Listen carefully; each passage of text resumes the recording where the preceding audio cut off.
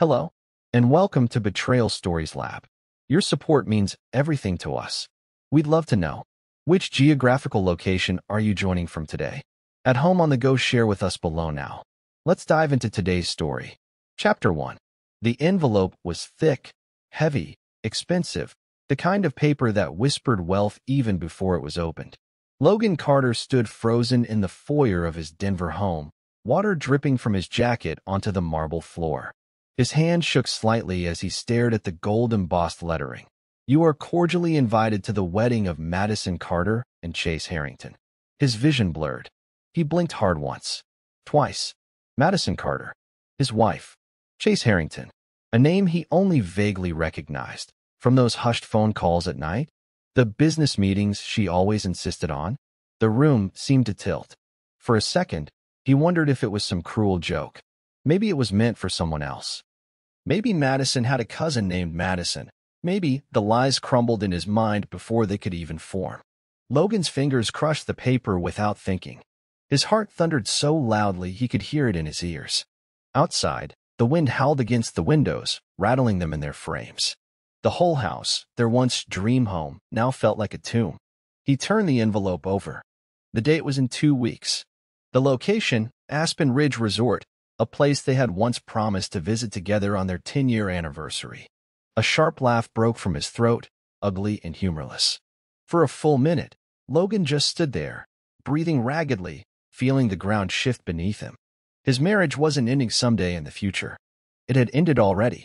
The real question was, would he walk away quietly or make them regret ever underestimating him? Before we move ahead, I just want to say your support truly means everything. We're building something special here, and our next big goal is reaching 2,000 incredible subscribers. If you're feeling the emotions in these stories, imagine what's still to come. Subscribe now, be part of this amazing journey, and let's keep growing together. Your one click can make a real difference. Let's continue the story. The next morning, sunlight poured through the kitchen windows like nothing had changed. Madison hummed to herself as she made coffee, wearing one of Logan's old shirts, pretending to be the wife she had already abandoned in her heart. Logan sat at the island, elbows on the cold granite, eyes tracking her every move. Not angry, not pleading, just observing. "How was your night?" she asked brightly, sliding a mug toward him. "Quiet," Logan said, his voice too calm. He watched as her hand flinched, just slightly, when she tucked a strand of hair behind her ear. The little things were different now. The way she didn't quite meet his eyes. The way she smiled a second too late. The missing wedding ring she forgot to wear more and more. His gaze dropped to the phone lying beside her, not her usual phone. A newer one. Sleeker. Hidden before he came downstairs. Madison noticed him looking and slid it off the counter with a casual swipe, like a magician hiding a trick. Logan sipped his coffee, tasting bitterness that had nothing to do with the brew. He glanced at the calendar pinned to the fridge. Dinner with Chase, circled in red 2 weeks ago. How had he missed it? How many lies had he swallowed with a kiss goodnight or a distracted, "love you too"? Logan smiled softly, setting his mug down. "Oh, remind me," he said, voice smooth as silk.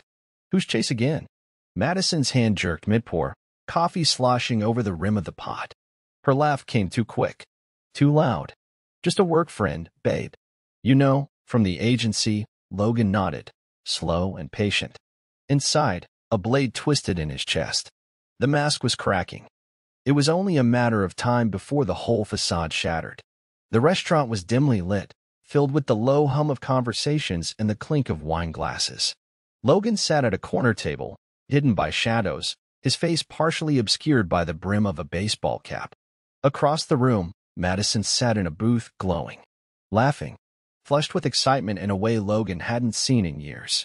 Across from her was Chase Harrington. Handsome in a smug, polished kind of way, Chase leaned forward, his hand brushing Madison's across the table.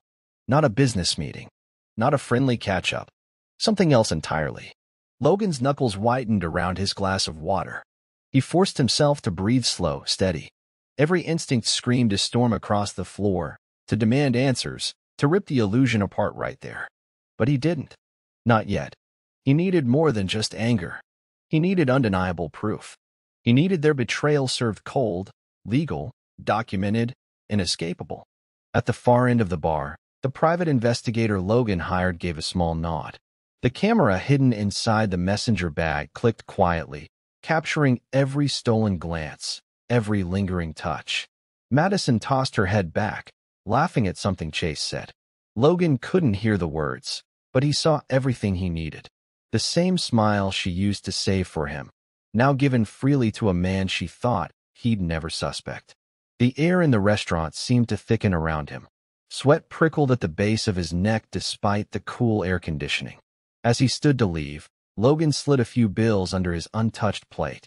He didn't need dessert. The real feast was just beginning. 2 days later, Logan sat alone in the back booth of Murphy's Diner, the kind of place where the smell of burnt coffee clung to the cracked vinyl seats. The investigator slid into the seat across from him, dropping a fat manila envelope onto the table. No doubt about it, the investigator said, voice low. She's been seeing him for months. Probably longer. Logan stared at the envelope, his stomach tightening. He didn't move to open it. Instead, he stared at the old jukebox in the corner, its neon lights flickering like a dying heartbeat.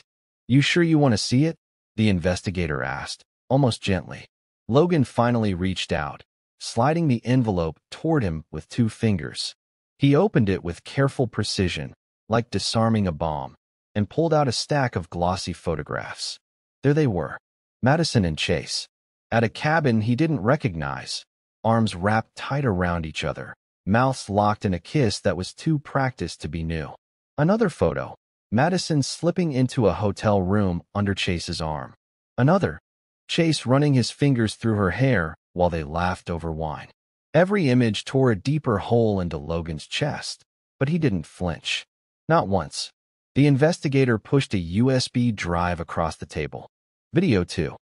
You want it? Logan pocketed the drive without a word. The investigator hesitated. You planning to confront her? Logan shook his head, a slow, deliberate movement. Not yet, he said, voice like smoke. First, I'm going to burn down their little fantasy world, brick by brick. The investigator gave a low whistle. Remind me never to get on your bad side. Logan stood up, tucking the envelope inside his jacket. Outside, the wind howled again, not in mourning this time, but like a war cry. It was no longer about heartbreak.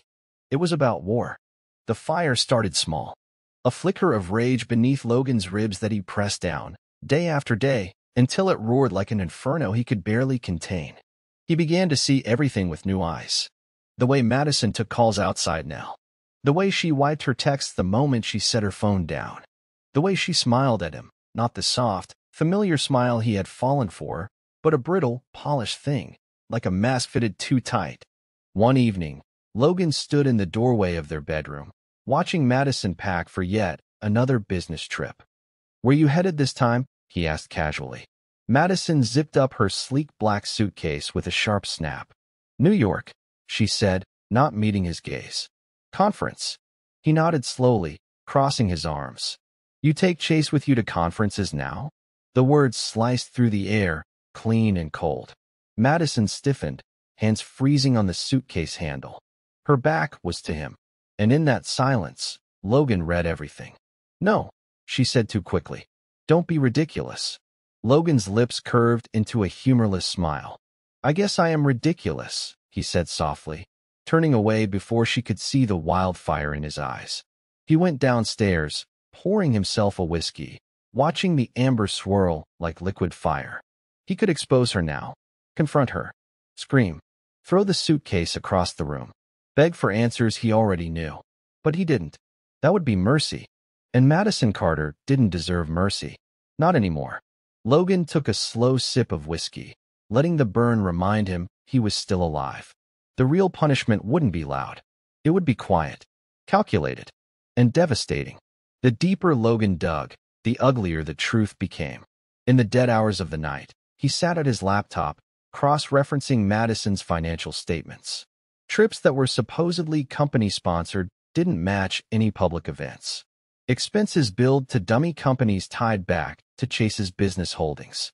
Shell accounts, hidden investments, private getaways disguised as executive retreats.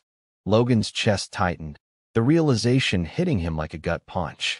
It wasn't just infidelity. It was theft. Madison had been siphoning money from their joint accounts for months, funding her secret life with Chase, while Logan played the loyal, oblivious husband. Each new discovery felt like another knife twisting into old wounds, but Logan welcomed the pain. It kept him focused. He created a timeline, cross-linking every receipt, every withdrawal, every lie. Each red pin on the map was a betrayal. Each line connecting them, a noose tightening around Madison's neck.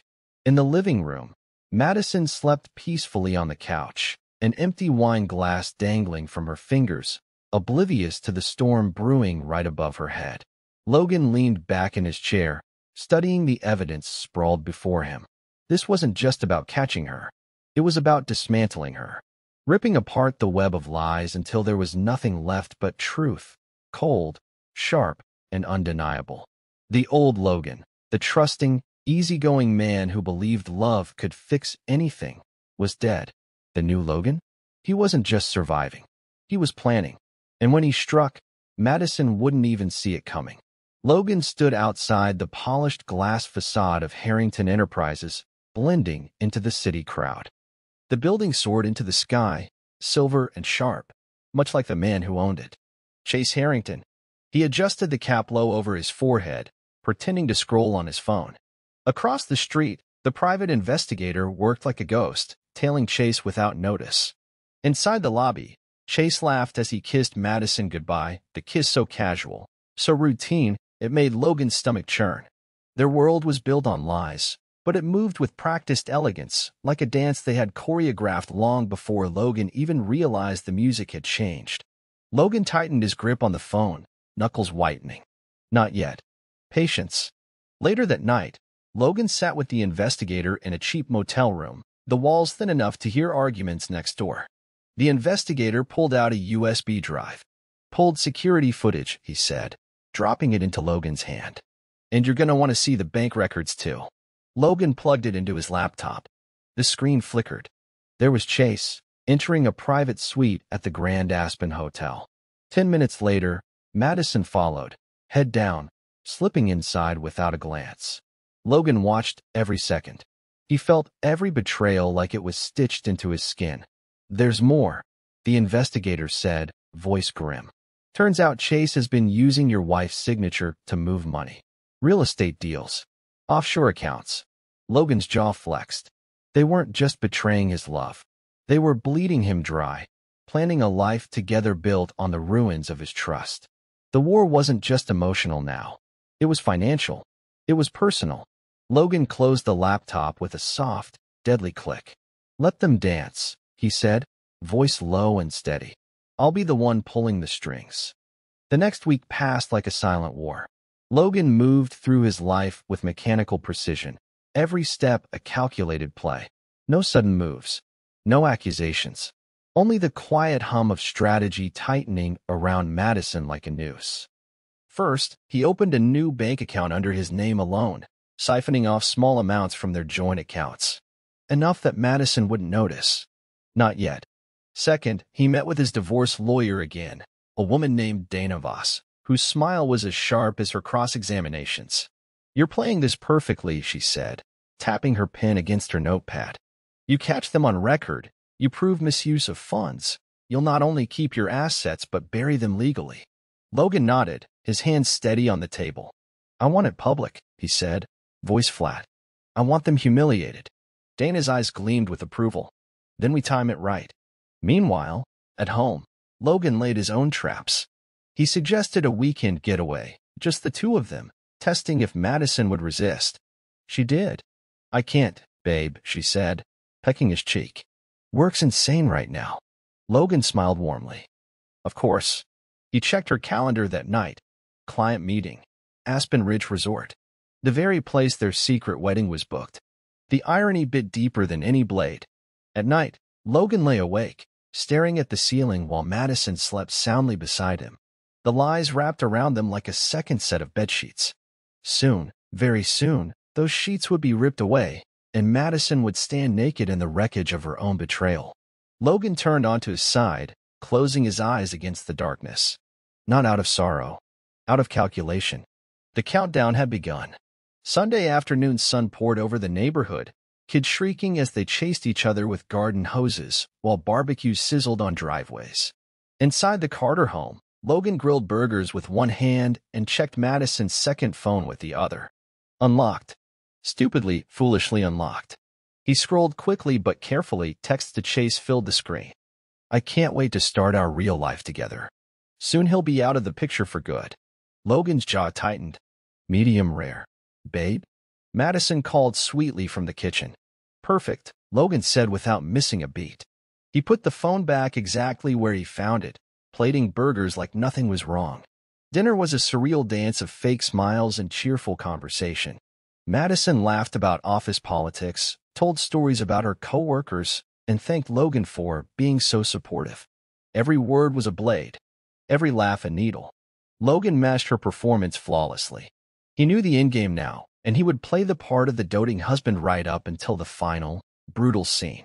After dinner, he kissed her forehead, cleaned the dishes, and even suggested a movie night. Madison beamed. God, you're such a good man, Logan. He smiled, feeling the bitter taste of betrayal coat his mouth. Later, when she curled against him on the couch, Logan stared at the television without seeing it. She had no idea she was cuddling up to the man who would destroy her world. No idea that every secret she whispered to Chase was being documented, every stolen moment recorded, every lie cataloged. The mask of normalcy held flawless, unbroken. But underneath, the fire raged hotter than ever. Logan wasn't just surviving anymore. He was preparing for the perfect kill. Logan pushed open the glass door of Voss and Hartman law offices, the crisp smell of leather and wood polish hitting him immediately. Dana Voss stood to greet him, tall, poised, her dark suit immaculate, a shark's grin playing on her lips. Mr. Carter, she said, extending her hand.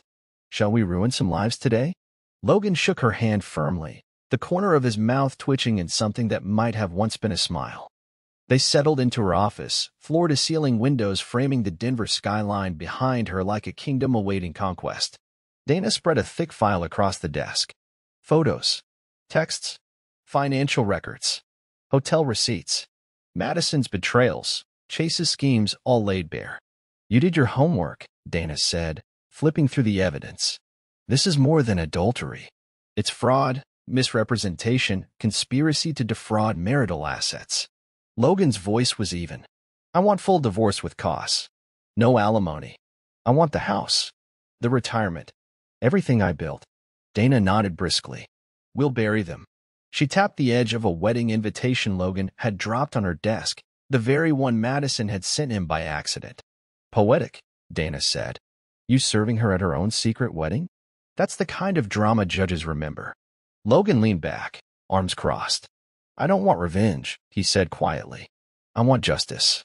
Dana's eyes gleamed. Same thing. Only difference is how you package it. She slid a sleek leather folder toward him. Sign here.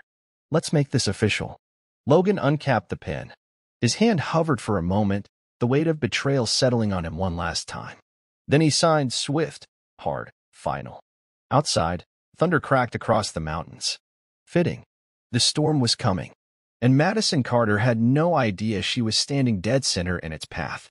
Logan spent the next week weaving a web so perfect, so meticulous, it would have made Madison's lies look like cheap tricks. First, he transferred the deed of their house into a trust under his name alone, airtight, untouchable.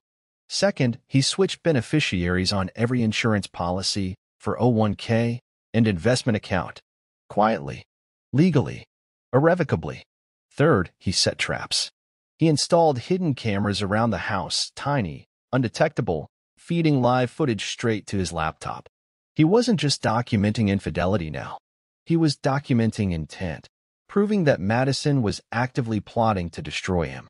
One evening, he sat at his desk, watching the feed. Madison was in the kitchen, whispering into her phone.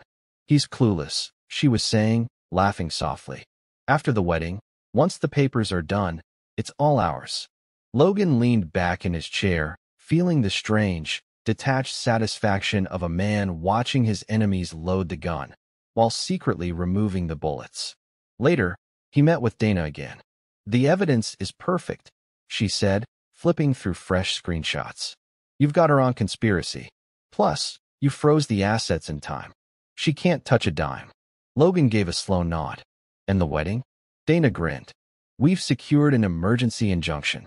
The second you hand her the papers, Chase becomes legally entangled too. Civil suits for fraud if he goes through with it. Logan stared at the sunset burning behind the city skyline. Perfect. Every piece was in place. Every secret was loaded like a bullet waiting to fire. All that remained was choosing the perfect moment to pull the trigger. The Aspen Ridge Resort rose like a glittering palace against the snowy mountains, its turrets gleaming gold in the late afternoon sun. Logan parked down the hill, behind a row of pines. He stared up at the sprawling building. The laughter, the music, the clink of champagne glasses drifting down on the cold wind. This place was supposed to have been their 10th anniversary getaway. Now it was the scene of Madison's betrayal and her downfall. Logan stepped from the car, adjusting his tie. The suit Dana had picked out for him was a masterpiece, black tailored silk, sharp enough to draw blood. He walked slowly up the stone path, blending in with the arriving guests. Everyone assumed he belonged. Everyone saw the tailored suit, the cool composure, and not the man carrying legal ruin inside his briefcase. At the entrance, the hostess smiled. "Invitation, sir?" Logan handed her a crisp RSVP card. "Forged? Maybe. Untraceable? Definitely."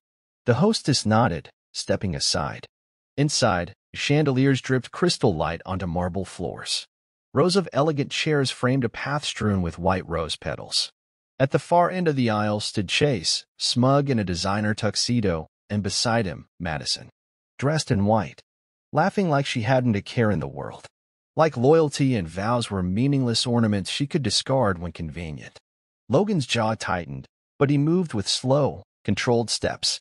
Every beat of his heart pounded louder than the music swelling around them. Today, the lies would end. Not with screams. Not with tears.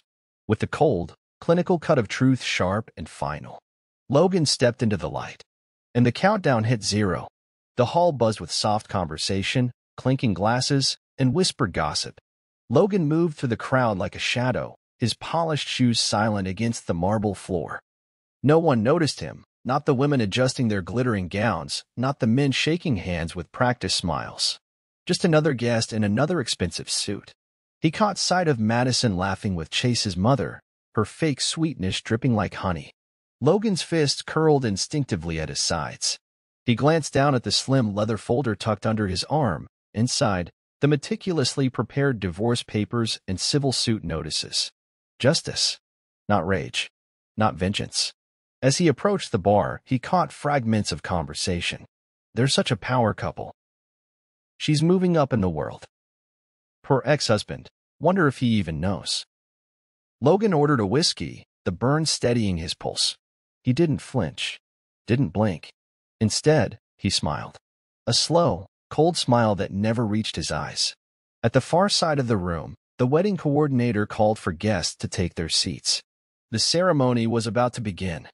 Logan downed the whiskey in one smooth motion, set the glass down with a soft thud, and slipped into the back row. He pulled the envelope from the folder carefully, weighing it in his hand. The same hands that once built a home, a future, a life with Madison, now ready to dismantle everything she had built on lies. Above the altar, a grand banner read, "Forever starts here." Logan's lips twisted bitterly. Forever had already ended. They just didn't know it yet. The music shifted, soft piano chords filling the air, as the wedding officiant stepped up to the microphone. "Welcome, family and friends," she said warmly. "Today we gather to celebrate the union of Madison Carter and Chase Harrington." Logan's eyes swept over the seated crowd. Faces he vaguely recognized from corporate parties. Madison's old college roommates. Co-workers. Family. His gaze locked onto two people near the front. Mark and Gina, mutual friends he and Madison had shared for years. Mark laughed too hard at one of Chase's jokes. Gina wiped a tear at Madison's vows. Traitors. Or fools. Maybe both. Had they known all along? Had they smiled at Logan's face while helping Madison cover up her betrayal? He caught Mark glancing back briefly, eyes skimming over Logan, and then flicking away, like he hadn't seen anything unusual. Logan's stomach twisted. He wasn't just losing a marriage. He was losing a history, friends, family, a life he thought was real. But he didn't flinch, didn't break. The officiant gestured for Madison and Chase to join hands. Soft sighs and scattered sniffles filled the room. Madison gazed up at Chase like a love-struck teenager, her white dress glittering under the chandelier light. She leaned closer, whispering something that made Chase chuckle and squeeze her hand. Logan's jaw clenched, but he remained still. He wasn't here to cause a scene. He was here to reveal one. The officiant cleared her throat. If there is anyone who has reason these two should not be joined in matrimony, speak now. The room held its collective breath. Logan rose from his seat. Slowly, deliberately. Every eye turned toward him. And in that pregnant silence, Logan Carter finally made his move. The sound of Logan's footsteps echoed like gunshots against the polished marble floor. Chase's smile faltered. Madison's face froze, recognition flashing in her eyes like a trapped animal. Logan stopped at the edge of the altar. Cool, controlled, impeccably dressed. He set the leather folder down on the officiant's podium with a soft, decisive thud. I do, Logan said, voice cutting through the stunned silence like a blade. I object. Gasps rippled through the crowd. Phones slid from clutches to record. Madison stepped forward, her voice brittle. Logan, what are you doing here? You're making a mistake. Logan opened the folder calmly, pulled out the thick stack of documents, held them up for everyone to see. This is a notarized divorce petition citing adultery, fraud, and financial misconduct, he said clearly. And this, he lifted another paper, is a formal notice of civil litigation against both Madison Carter and Chase Harrington for conspiracy to defraud marital assets. Chase's face turned a shade of ash. Whispers swarmed the crowd. Logan turned to the officiant, who stood frozen, blinking rapidly. Please proceed, Logan said smoothly. This union should be built on full transparency, after all. Madison reached out toward him, desperate. Logan, please, we can talk about this. He stepped back, dodging her touch like it was fire. You made your choice, Logan said coldly. And today, I'm making mine. He dropped the papers onto the velvet altar cloth, turned without another word, and walked away. Behind him, chaos erupted. Madison's desperate cries, Chase's furious shouts, the gasps, the murmurs, the click of cameras capturing their downfall. But Logan didn't look back. Not once. The man who had walked into that hall was gone. In his place was someone new, forged from betrayal, sharpened by fire. And he was just getting started. Logan didn't drive straight home after crashing the wedding. He needed space, silence, air. He found himself outside the old high school football field where he and Madison first met, decades ago, when things were still pure, untainted by ambition, greed, and betrayal.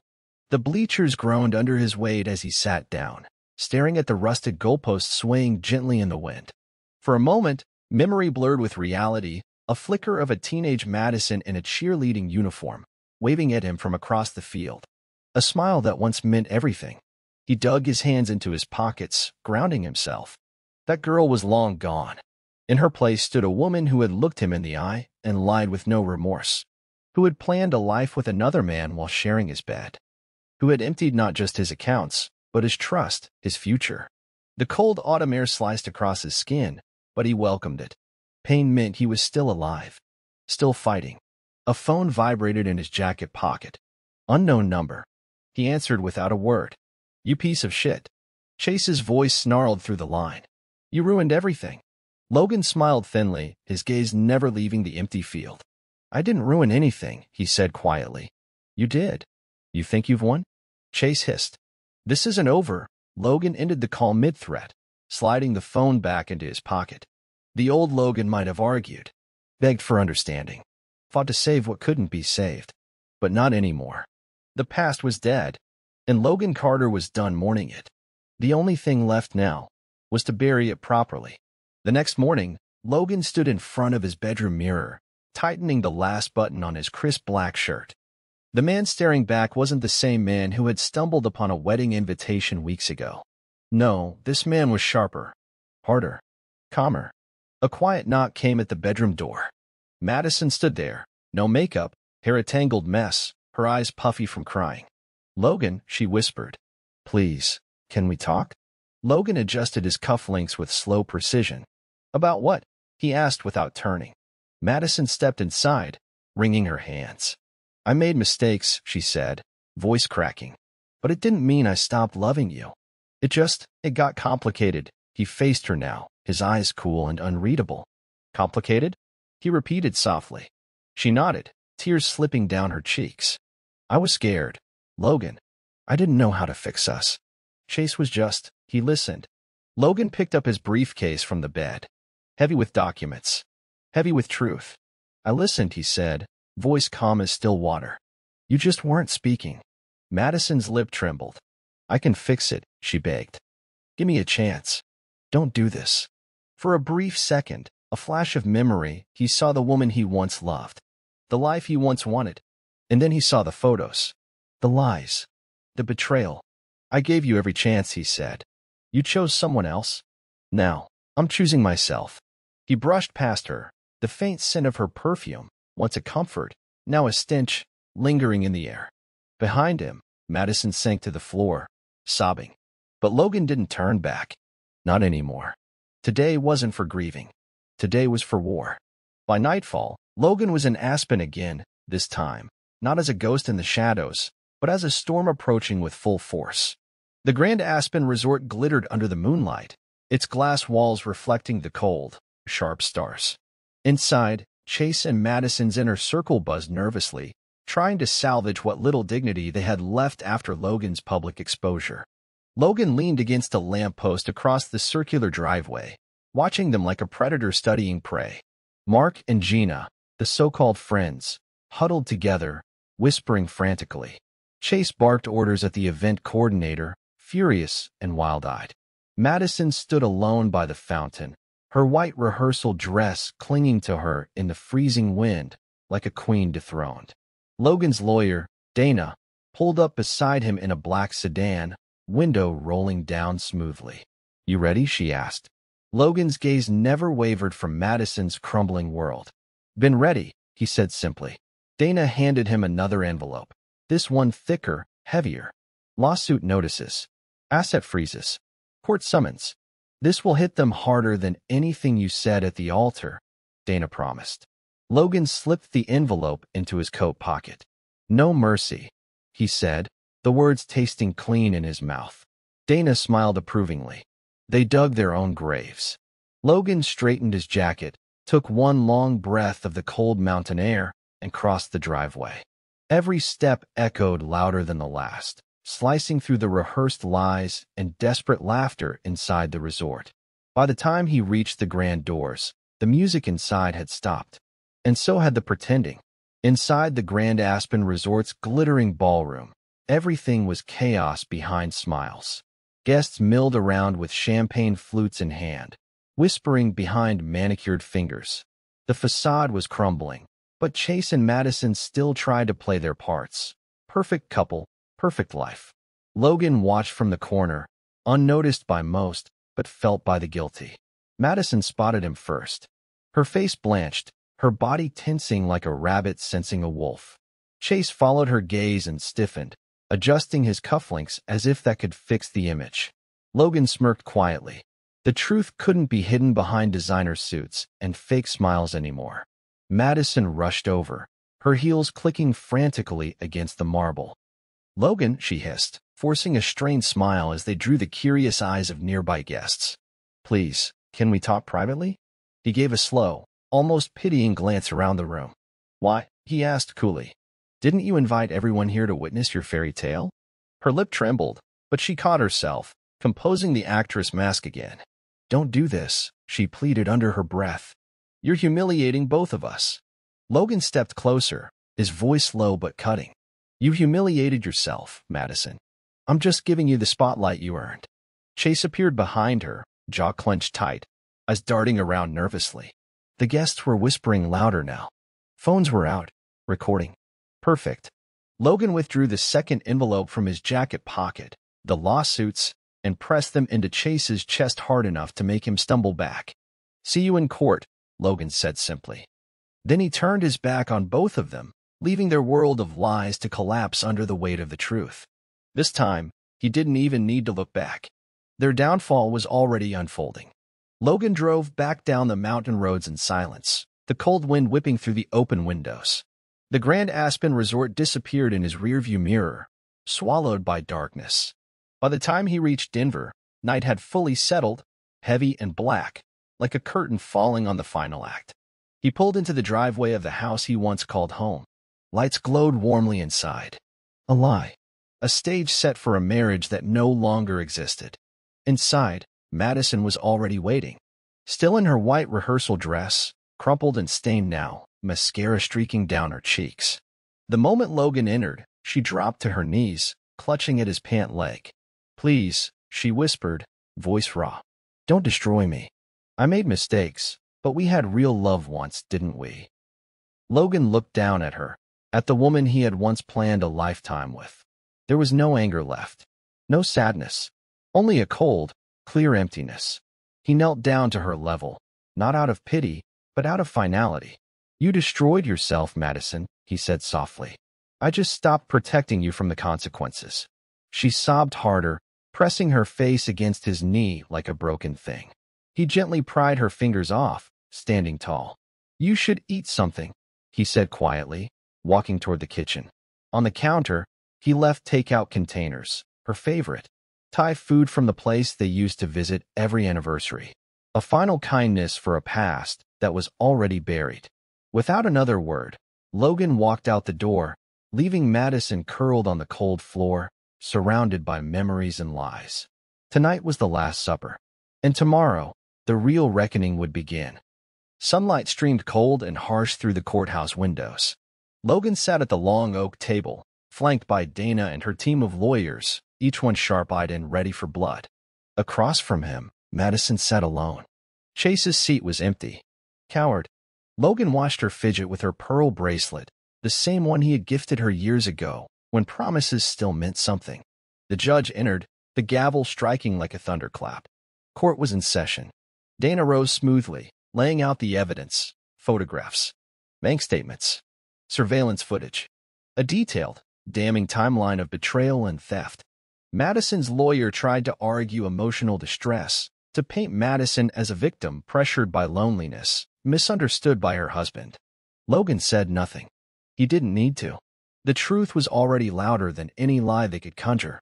When Dana played the security footage, Madison whispering into her secret phone about the inheritance she planned to steal, the courtroom fell into stunned silence. Even the judge's eyebrows rose slightly. By the end, it wasn't a trial. It was an execution. The gavel slammed down again.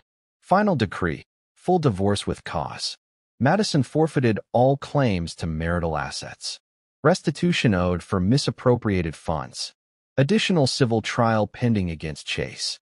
Logan stood slowly, gathering his papers as Madison crumbled into sobs at her table. He paused at the doorway, looking back one last time. Not with hate, not with anger, just pity.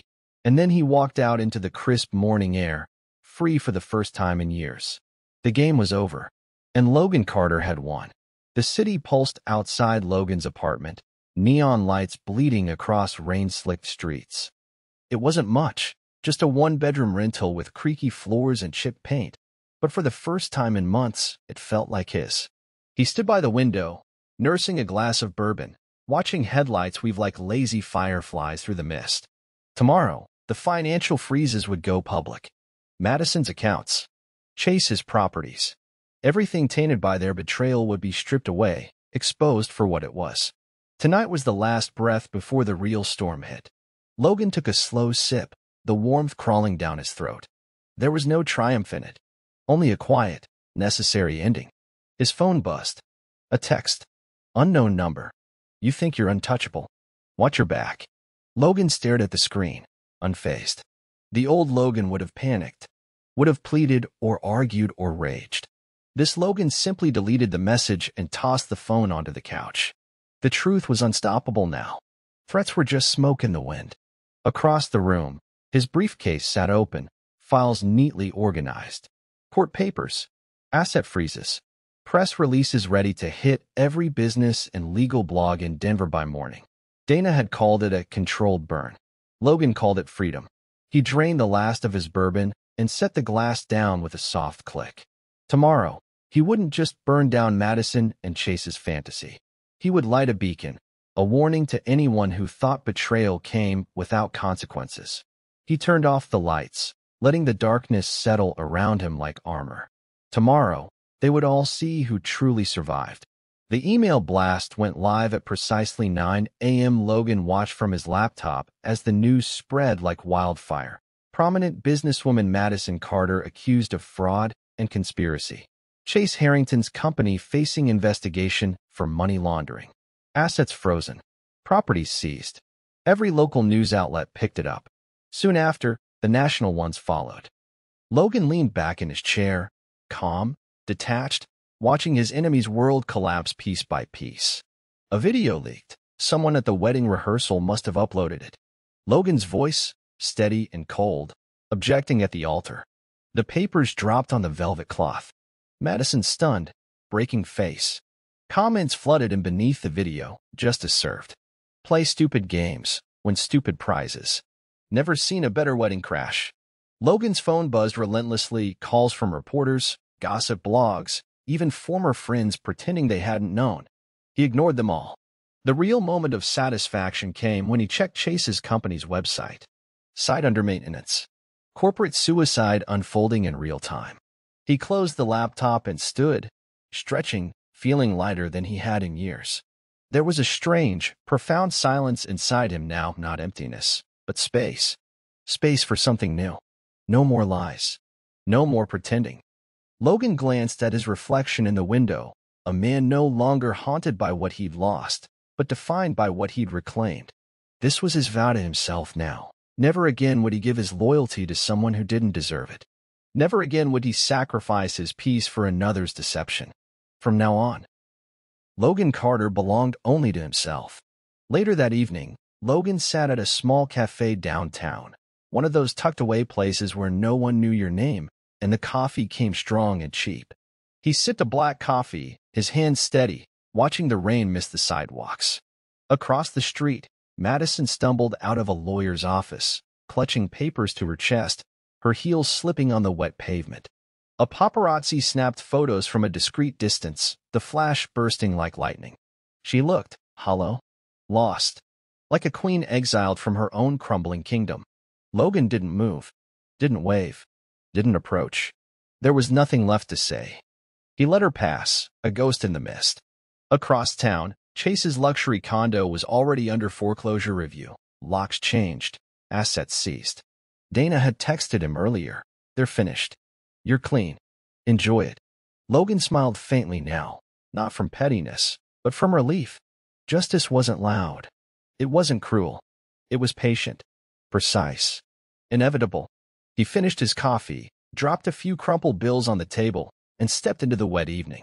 Each raindrop felt like a baptism. Each step forward felt like shedding old skin. The countdown had hit 0. The lies, the betrayals, the pain, all burned away. What remained was Logan, whole, wiser, and free. 3 days later, Logan received an unexpected email. Subject: urgent, private information regarding Chase Harrington. No sender. No signature. Suspicious, but curiosity gnawed harder than caution. He clicked. The attachment was a scanned copy of legal documents. Chase Harrington, under criminal investigation for embezzlement. Not just involving Madison's accounts, but half a dozen other women. Widows, divorcees, women Chase had seduced, defrauded, abandoned. Logan's pulse quickened. Chase hadn't just betrayed Madison. He had built an entire career on betrayal, a predator disguised as a polished entrepreneur. This wasn't just a love affair gone wrong. It was a professional con job. Logan sat back, the realization sinking deep. Madison hadn't been Chase's accomplice. She had been another one of his victims, fooled by his lies, manipulated for her inheritance. For a long moment, Logan said nothing, just stared at the screen. A bitter twist of irony filled his chest. Madison had destroyed her life chasing a fantasy. and Chase had been planning to discard her the moment her money dried up. He forwarded the documents to Dana without hesitation. She called within minutes. "This is huge," Dana said. "If we move fast, we can expose Chase publicly. Maybe even get Madison's civil penalties reduced if she's proven a victim." Logan's jaw tightened. Did he want that? Did Madison deserve it? He looked out over the Denver skyline, glittering, merciless, and realized something. This was never about Madison anymore. It was about truth. All of it. No matter how ugly. No matter how complicated. Logan gave a slow nod into the phone. "Blow it open," he said. And so, the final stage of justice began, not just for him, but for every person Chase Harrington had ever betrayed. The news broke like a dam bursting. Headlines screamed across Denver's morning papers. Entrepreneur Chase Harrington accused of multi-million-dollar romance fraud. Victims come forward in shocking conspiracy.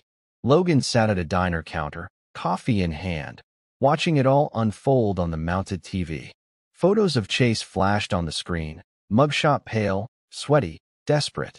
Gone was the polished smile. Gone was the aura of invincibility. Dana texted updates nonstop. Chase arrested at a private airport trying to flee. Multiple lawsuits filed. Financial assets frozen. Madison's name appeared too, but this time, shaded with pity instead of rage. Sources confirm Madison Carter was unaware of Harrington's larger scheme and is cooperating fully with investigators. Logan stirred his coffee slowly, emotions a swirling storm inside him. Madison wasn't innocent. She had still lied, cheated, betrayed their vows. But she hadn't deserved this level of ruin. She had been used, played like a pawn. He thought of her sitting on the courthouse steps days ago, broken and small. The part of him that still remembered the girl in the cheer uniform, the girl who once whispered dreams under starlit skies, felt something almost like forgiveness stir inside him. Almost. He wouldn't save her. He wouldn't fight her battles. But he wouldn't pile stones on her grave, either. Logan finished his coffee, dropped a tip on the counter, and left the diner as the TV blared more breaking updates. The world was finally seeing Chase for what he was. And Logan? He was already a world away, walking forward into a life no longer defined by betrayal. That night, Logan returned to his small apartment. No security gates, no grand staircases, no marble floors, just a simple key in a worn-out door and peace. He tossed his keys on the table, shedding his jacket, feeling the heavy weight of the past finally start to loosen from his shoulders. The TV was on low volume in the background, news coverage looping Chase's downfall again and again. But Logan wasn't really listening. Instead, he sat on the couch, staring at the open window, feeling the cool spring breeze slide against his skin. Somewhere, Madison was rebuilding from the ashes. Somewhere, Chase was rotting in a holding cell. And Logan Carter, the man who had once been a casualty in someone else's game, was still standing.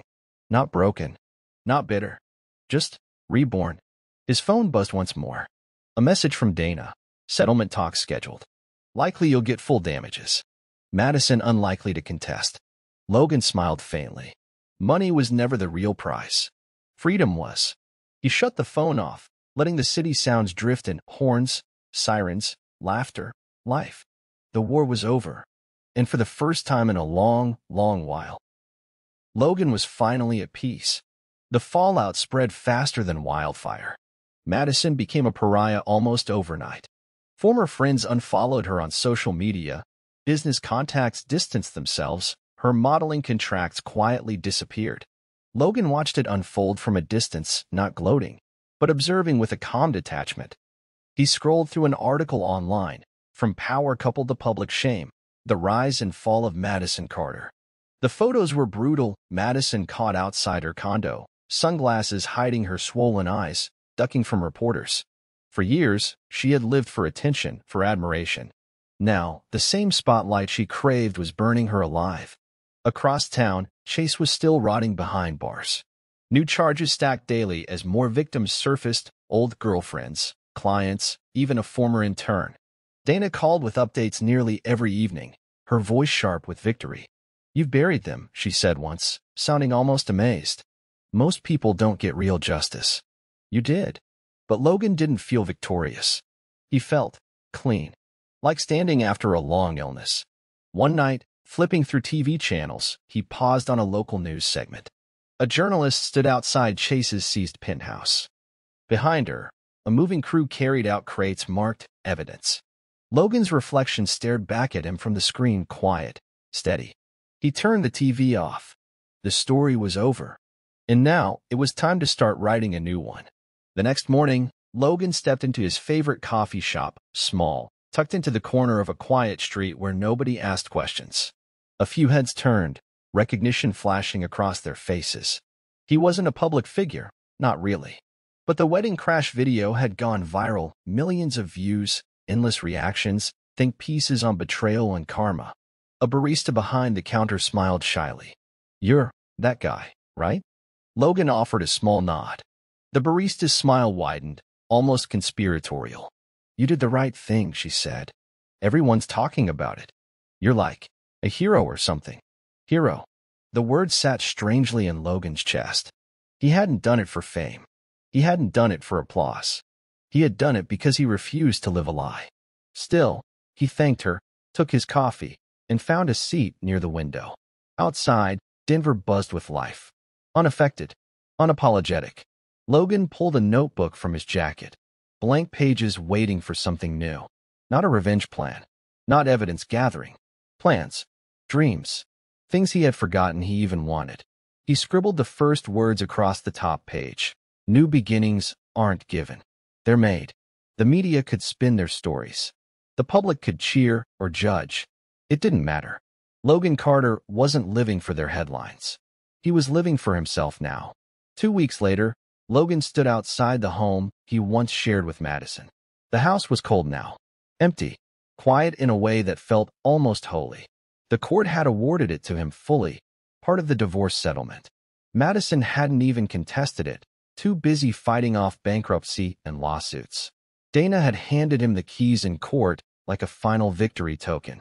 Now he stepped inside, boots clicking on the hardwood floor. The furniture was gone. Photos stripped from the walls. Only dust motes floated through the afternoon light. It should have felt like a haunted place. But strangely, it didn't. This wasn't their house anymore. It wasn't the site of betrayals or memories. It was a blank canvas. A new beginning. Logan wandered through the empty rooms, fingers brushing along the bare walls. In the kitchen, he opened the cabinets. Nothing left but a single cracked coffee mug. He smiled faintly, tossing it into the trash without hesitation. Upstairs, he found an old, forgotten box in the closet. Wedding albums, anniversary cards, dusty mementos of promises broken. He carried it to the backyard, poured lighter fluid over the contents, and lit a match. The flames whooshed to life, crackling hungrily, devouring the past. Logan stood over the fire, feeling no sadness, no regret, just peace. Real, hard-earned peace. When the last photograph curled into ash, he turned away, breathing in the cool evening air. This house was his now. His future was his now. And not even the ashes could hold him back anymore. Logan sat across from Dana Voss in her downtown office, sunlight glinting off the skyline behind her. She was in her element now, sleeves rolled up, eyes flashing with adrenaline as she laid out the next steps. "We've initiated garnishment of Madison's remaining assets," Dana said, tapping a folder thick with papers. "Every penny she tried to hide is being pulled back. Offshore accounts? Frozen. Investments? Liquidated." Logan sipped his black coffee slowly, nodding. "And Chase?" he asked. Dana's smile was pure predator. "Facing multiple felony charges. Plea deals crumbling. Civil suits stacking up. He's finished." She pushed another paper across the table, a financial statement. Logan scanned the numbers. More money than he had ever imagined recovering. But it wasn't about the cash anymore. It was about the principle. Dana leaned forward, her voice dropping lower. "You've done what few people manage, Logan. You didn't just survive betrayal. You turned it into victory." He studied her for a moment, then gave a slow nod. "I didn't win," he said quietly. "I reclaimed what was mine." Dana's eyes softened slightly, the briefest flicker of respect breaking through her professional mask. "And what will you do now?" she asked. Logan folded the statement and slid it into his briefcase. Live, he said simply. The past had taken enough. It was time to start choosing his future. The following Sunday, Logan received a call he never expected. "Logan, it's Carol," said the familiar voice on the line, Madison's mother. He almost hung up instinctively, but something in her tone, raw, tired, kept him listening. "I just wanted to say, I'm sorry," Carol said, "for everything." Logan sat on the edge of his bed, staring at the floor. Carol continued, her voice shaking. "We didn't know about Chase, about any of it. Madison, she made her choices. But we failed you too. We believed her lies." Logan closed his eyes, the words pressing against old wounds. "I'm not calling to ask forgiveness," Carol added quickly. "I just thought you deserved to hear it." For a long moment, neither of them spoke. Then Logan said, voice low but steady, "Thank you for saying it." There was a soft sob on the other end, then the line clicked dead. Logan placed the phone down gently, his heart oddly lighter. He hadn't needed their apology. He hadn't needed their approval. But sometimes, closure didn't come with vengeance. Sometimes it came with quiet acknowledgments. Broken bridges not rebuilt, but recognized. He stood and pulled open the window, letting fresh air rush into the room. Outside, the world moved forward, uncaring, unbroken. And for once, Logan moved with it. Later that week, Logan decided to meet with Mark and Gina, the old friends who had quietly sided with Madison during the betrayal. They chose a public cafe downtown, neutral ground. Mark looked nervous, shifting in his seat, while Gina barely met Logan's eyes. "Logan, man," Mark began awkwardly.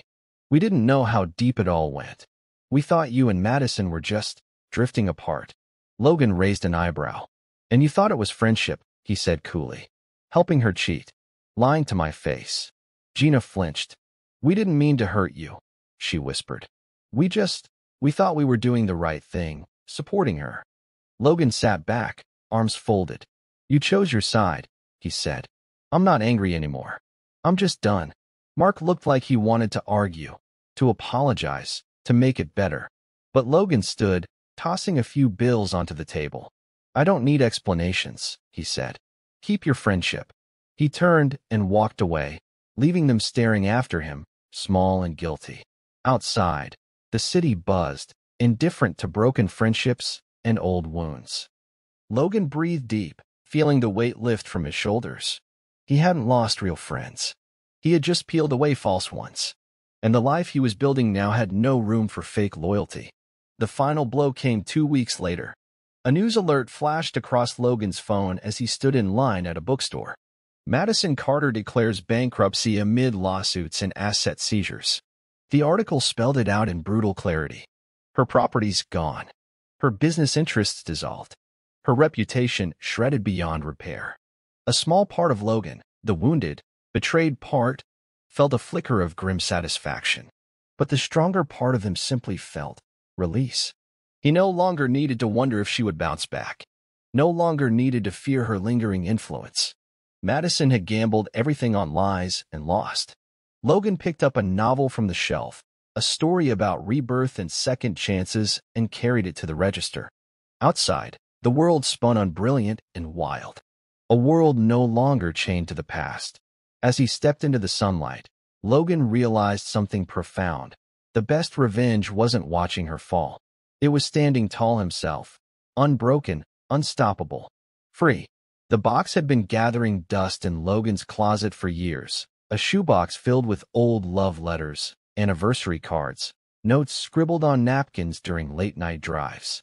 Once, they had meant everything. Once, he had believed in every word Madison wrote. Now, they felt like relics of another life. Logan sat cross-legged on the floor, the box open before him. One by one, he pulled out the letters, scanning the words. "Forever yours. No matter what happens. You are my home." He should have felt anger. Should have felt betrayal burning anew. But all he felt was distance. These weren't messages from Madison anymore. They were echoes of a woman who didn't exist. Not the real one. Not the one who lied. Not the one who betrayed him. With slow, deliberate movements, Logan fed the letters into the fireplace. The flames licked the paper greedily, curling the edges, devouring the scripted lies until nothing remained but ash. No tears fell. No regret gnawed at him. Only a strange, peaceful finality. When the last letter turned black and brittle, Logan rose and dusted off his hands. The past didn't deserve to weigh on his future anymore. And tonight, he had finally let it burn. The next day, Logan took a drive, no destination in mind. He found himself an hour outside Denver, on a trail winding through the red canyons, the spring wind carrying the scent of sage and wet stone. The landscape stretched out before him, endless, wild, unapologetically beautiful. Logan parked the car and climbed to a rocky overlook, sitting down on a flat boulder warmed by the afternoon sun. From here, the city seemed like another world entirely. Up here, there were no lawsuits, no betrayal, no memories heavy enough to crush him. He closed his eyes, letting the wind whip through his hair, breathing in deep. Freedom tasted like this, raw, clean, earned. He wasn't a broken man anymore. He wasn't the husband abandoned at an altar. He was something new now, shaped by fire, not destroyed by it. Logan opened his eyes, letting the vast, endless horizon fill his vision. Somewhere out there, his next chapter was waiting. And this time, it would be written by his own hand. Back in Denver, Logan fell into a new rhythm, a quiet, honest life. Early mornings spent running along the riverside trails. Afternoons working freelance security consulting gigs, something he was good at, something clean. Evenings curled up with a book and a cup of strong coffee at the corner cafe where no one cared about his past, only the man he chose to be now. He learned to enjoy solitude, not as loneliness, but as peace. No lies, no hidden agendas, no sharp-edged smiles masking knives. Just silence when he wanted it, company when he chose it. Sometimes he would catch glimpses of couples walking hand in hand, laughter echoing down cobblestone streets. Sometimes the ache would whisper through him, but he didn't fear it anymore. Pain didn't break him now. It reminded him he was alive. One evening, after a long day, Logan wrote a simple phrase in his journal. "I'm not waiting to be saved anymore. I am my own rescue." And for the first time since everything shattered, he believed it. Logan sat at a small table in the public library, papers spread out before him. An idea had been burning in the back of his mind for weeks, quiet at first, then louder with each step forward. Helping others, not with money, not with flashy promises, but with knowledge, the kind he wished someone had given him before the fall. A foundation, workshops, resources for people blindsided by betrayal, financial, emotional, legal. Not everyone had a Dana Voss. Not everyone had the luxury of revenge. But maybe they could have tools. He scribbled across the page, sketching out ideas. The foundation of fire. A place for the broken to rebuild. Logan smiled to himself, the first real smile he had felt in a long, long time. His story wasn't just about surviving anymore. It was about making sure others didn't have to survive alone. He gathered the papers, heart beating steady and strong. The next chapter of his life wasn't about pain. It was about power, not the kind taken by force, but the kind built by choosing to stand back up. And this time, he wasn't looking back. The community center smelled faintly of fresh paint and hope. Logan stood near the stage, arms crossed, surveying the small but determined crowd gathering for the first session of the Foundation of Fire. Single parents, divorcees, men and women still carrying the visible weight of betrayal. Dana Voss sat in the front row, her smile rare and genuine. "You sure about this?" she had asked earlier. Logan had nodded. He wasn't chasing revenge anymore. He was planting something that would outlive every lie ever told to him. Tonight was a free seminar, teaching people how to safeguard their finances, protect their rights, spot the early red flags of manipulation. Not glamorous work, but real, necessary. As the room filled, Logan adjusted the microphone. When he spoke, his voice carried across the hardwood floor, steady, calm, sure. "I'm not here to tell you revenge fixes everything," he said. "I'm here to tell you, survival isn't enough. You deserve to rebuild. Stronger, smarter, unbreakable." Heads nodded, some eyes filled with quiet tears. Logan saw himself in every one of them. And for the first time, he realized, maybe what he lost had carved space for something greater to be born. Something no betrayal could ever destroy again. A week later, Logan was leaving a foundation meeting when he spotted a figure waiting by his car. For a moment, he tensed, instincts honed by months of betrayal sharpening. But as the figure stepped into the streetlight, recognition struck. It was Mia, Madison's closest friend, the one who had stood by her side during everything. She looked different now. Older. Tired. "Logan," she called softly, wringing her hands. He approached slowly, guarded. "I know I'm the last person you want to see," Mia said, voice cracking. Logan said nothing, letting the cold night fill the silence. "I'm sorry," she said finally, "for knowing and not telling you, for letting it happen, for being too cowardly to do the right thing." Tears glistened in her eyes, but she didn't reach for him. She didn't beg. She just stood there, raw, broken, honest. Logan studied her for a long moment. "I don't hate you," he said quietly, "but I'm not carrying your guilt for you, either." Mia nodded, her shoulders slumping with a painful kind of relief. "Thank you," she whispered. Without another word, she turned and walked into the night. Logan watched her go, feeling no anger, no satisfaction. Only the calm weight of boundaries finally respected. Another ghost laid to rest. Spring melted into summer. The city blossomed with green and gold, and Logan's world blossomed with it. The foundation of fire grew faster than he had imagined, people traveling across state lines to attend workshops, share their stories, rebuild their lives. Logan moved into a modest but beautiful apartment near the river, large windows, exposed brick walls, a view that reminded him every morning of what he had fought for. His days were full now, real, messy, brilliant. No more pretending. No more silencing himself to keep others comfortable. Sometimes, when the river mist curled against the glass, he thought about Madison. Where she was. What she had lost. But there was no hate left. Only a quiet distance, like remembering a place he had once passed through on the way to somewhere better. One night, standing by the window, Logan whispered into the dark, "Thank you for freeing me." It wasn't forgiveness. It was something stronger. It was release. And it was real. On a crisp Saturday morning, Logan tossed a duffel bag into the back of his pickup and hit the open highway. No destination. No expectations. Just miles of asphalt unwinding under a bright blue sky. Freedom had once been a word he barely understood. Now it thrummed under his skin with every mile marker passed. He drove past sprawling fields, mountain ridges cutting against the clouds, old diners with peeling signs offering world's best coffee. He stopped at one, just because, and sat at the counter, laughing with the waitress, savoring pancakes and black coffee like it was a feast. The weight he had carried for years was gone. Not because he had forgotten. Not because the pain had magically disappeared, but because he had chosen to leave it behind. Out on the open road, nothing chased him anymore. The past was a distant dot in the rearview mirror, growing smaller with every mile. And the future? It was wide open, shining like a sunrise he hadn't yet imagined. Logan grinned to himself, took another sip of coffee, and pulled out his map. Anywhere he wanted. Anywhere at all. Logan pulled his truck to a stop near an old wooden bridge on the edge of a small town, a place he'd stumbled across purely by chance. The bridge stretched over a wide, slow-moving river, its surface worn by countless footsteps and memories. He stepped out, letting the cool breeze wrap around him. The water below mirrored the open sky, endless and calm.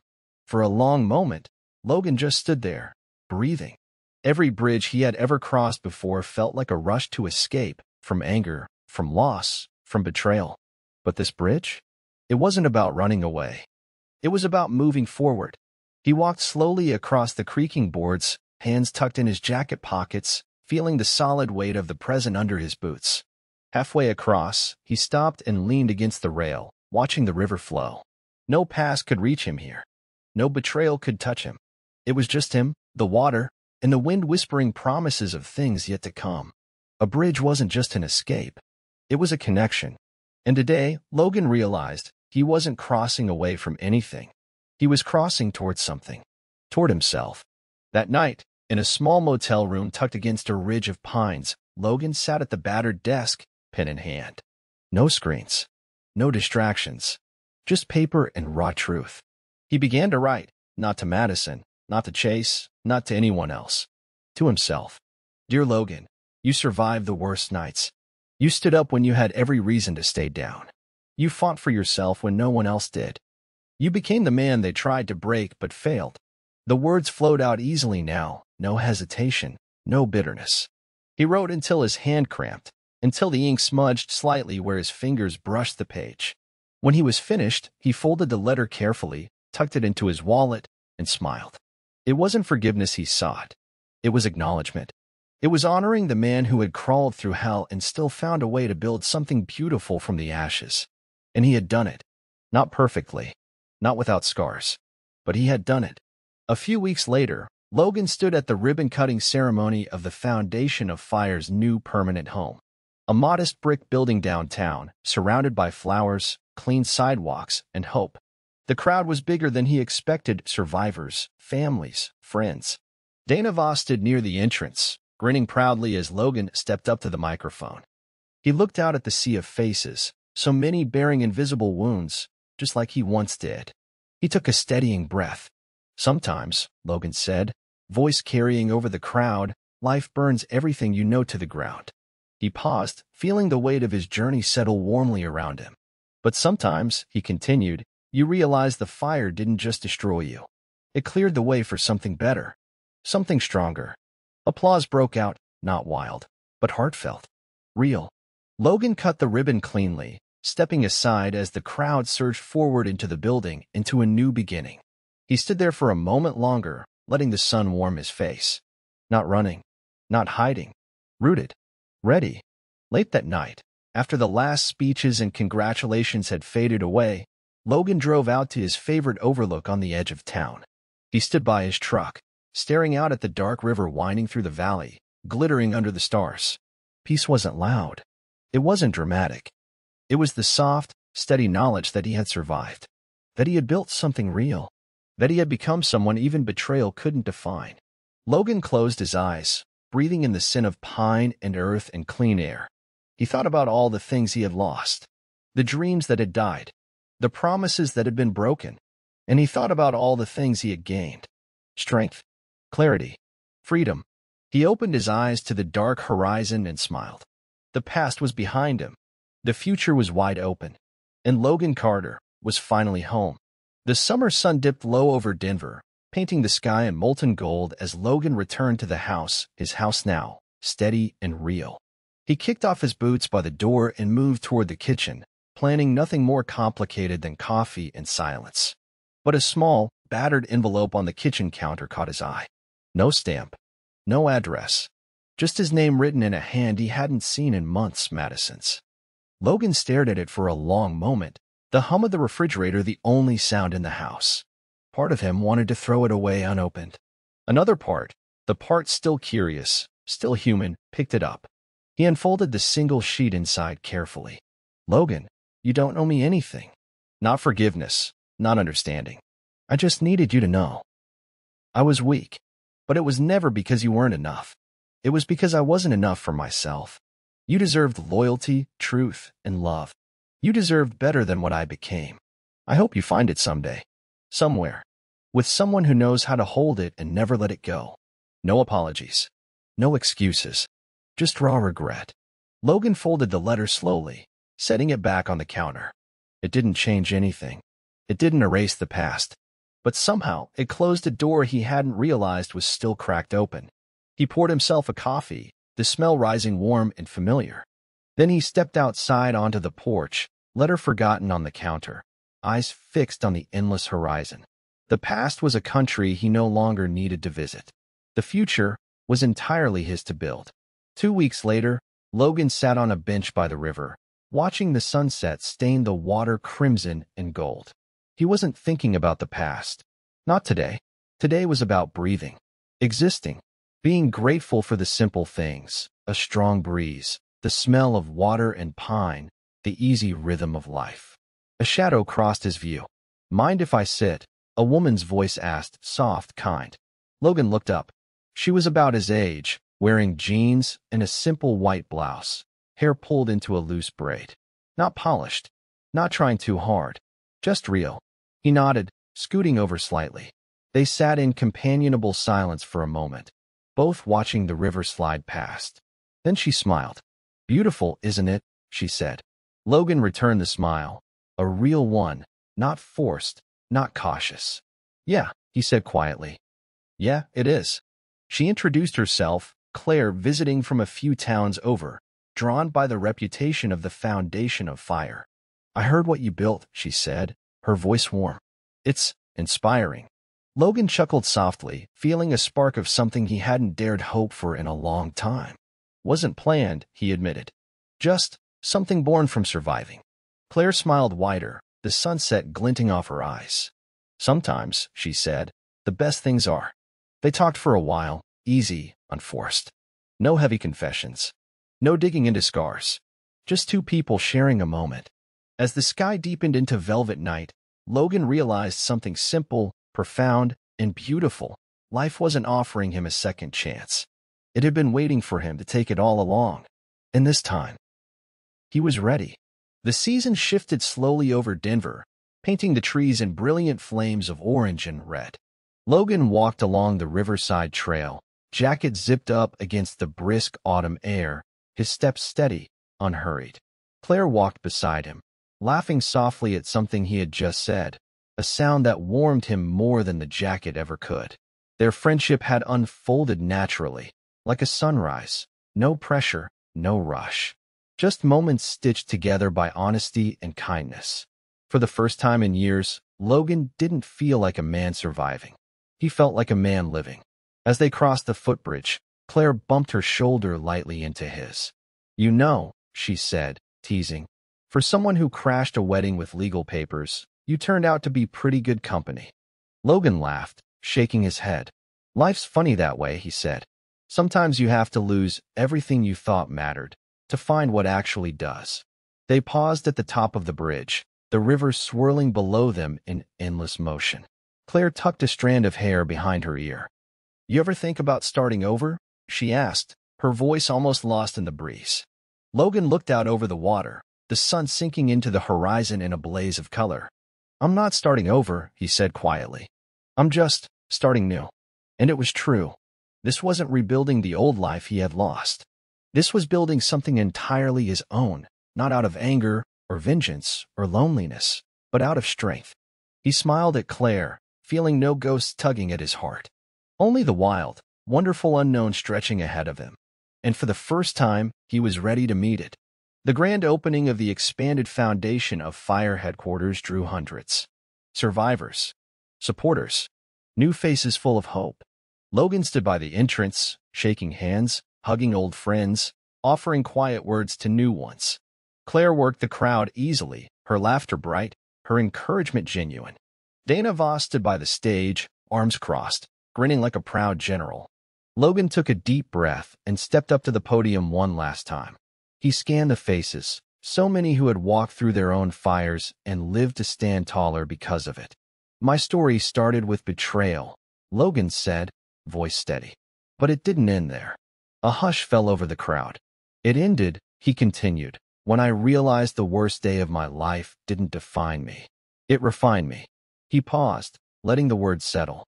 If you're sitting here today carrying pain, betrayal, scars you think will never heal, I'm here to tell you, you are not the broken things that happened to you. The audience leaned forward, breathless. You are the strength that survived them. Applause thundered through the room, raw and real. Logan smiled, feeling it ripple through him, a river of connection stronger than any storm. Later that night, sitting quietly by the river again, Logan looked up at the stars, feeling a peace so deep it almost hurt. If you could say one thing to the person you used to be, what would it be? Would you forgive them for trusting too much? Would you thank them for surviving when they didn't think they could? He smiled to himself, leaning back against the bench. And now, to every one of you watching this story unfold, where in the world are you watching from? Drop it in the comments. I would love to know your journey too. And if this story touched your heart, if you believe strength can be born from betrayal, make sure to like, subscribe, and join this journey. Because just like Logan, your best chapter might still be waiting.